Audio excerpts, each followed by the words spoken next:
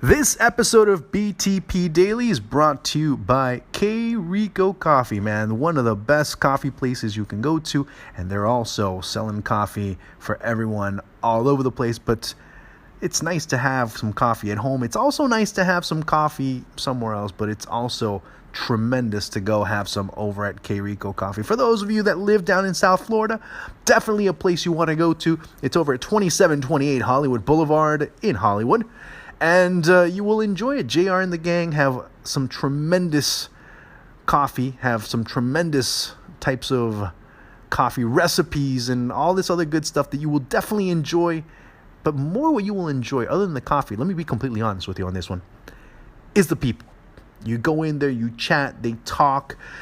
What a concept, right? People talking nowadays, face to face, and, actually caring about what you say. And no need to really look at your cell phone in any way, shape, or form. Yeah, K Rico Coffee gives you that more human experience, that human touch, because they care so much about their craft, but they also care so much about making you, the consumer, happy with your cup of coffee. Whatever type of coffee you might like, everybody has different tastes, everybody has different likes. K Rico Coffee has it for you. K Rico Coffee. It's the people that make coffee good.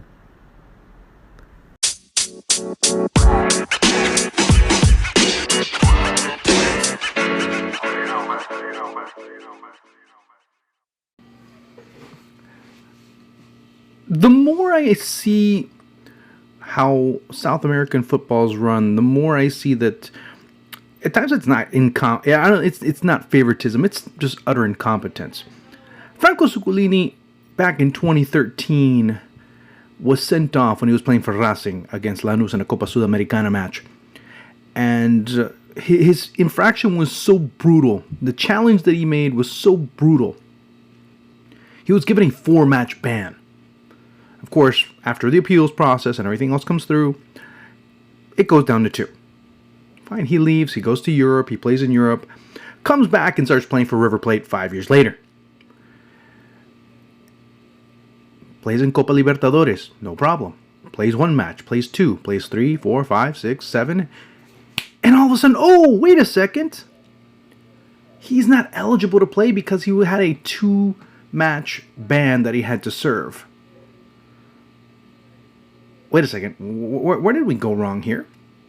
River goes and asks and says, hey, look, are there any players in CONMEBOL? Says, no, he's not suspended, he's fine.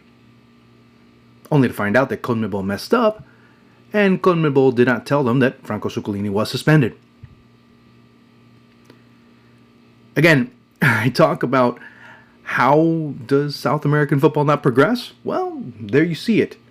It's not a bottom up. It's a top down issue that we see here, and who the leadership is. I mean, Alejandro Dominguez a few weeks ago was talking about how it was one of the biggest advancements, and it's one of the biggest projects that he's been able to be involved in as far as creating this new final, the Copa Libertadores, which will be similar to the Champions League final. We're trying to be as Europeanized as possible, as modern as possible.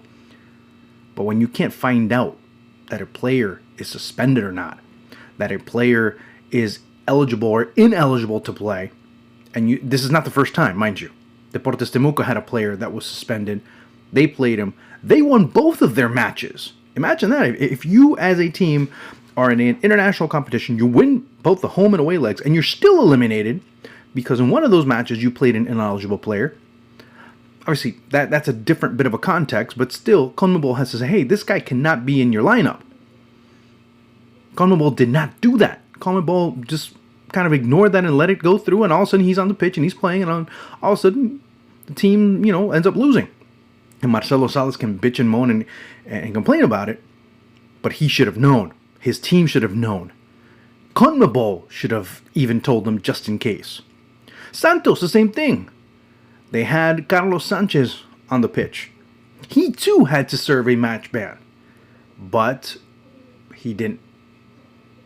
And that's the issue. And that's the issue that many are going to have too with CONMEBOL in the next couple of days, because they were able to go down on certain individuals, on certain teams, very harshly. They're going to do that. Today, we're recording late Thursday night. Friday, there is a decision expected to be handed down as far as Santos is concerned, and they will lose to Independiente most likely 3-0. based on that type of precedent. But River Plate played 7 matches with Zuculini. 7 matches. 7 matches. And River Plate's going to get away with it. You know why? Because the teams that played River Plate didn't make an appeal 24 hours after the matches were played. So, if something's wrong, if something happens, if something's negative, if something, if somebody commits a crime, well, you didn't report it, yesterday, you reported it a couple of weeks later. We can't do anything about it. Tough shit. And again, that's how you see South America as a football entity not being able to grow. And then that translates over to South American society. And you see the problems that are going on in some of those countries. And why it's not lawlessness necessarily, but there is a bit of chaos in South American football. And now you see why. The leadership wants to make themselves look modern and it's different, but it's still the same CONMEBOL that we had before. The only difference is the hands that are there now know how to clean their hands a little bit better. It's still the same CONMEBOL. It's still the same types of leadership that they've been able to learn. But it's not effective leadership. It's not the leadership that people should be trying to look at as an example. Because it's definitely not that. Especially if you don't know, if you can't handle disciplinary issues, how can you tell me that you can handle a competitive issue?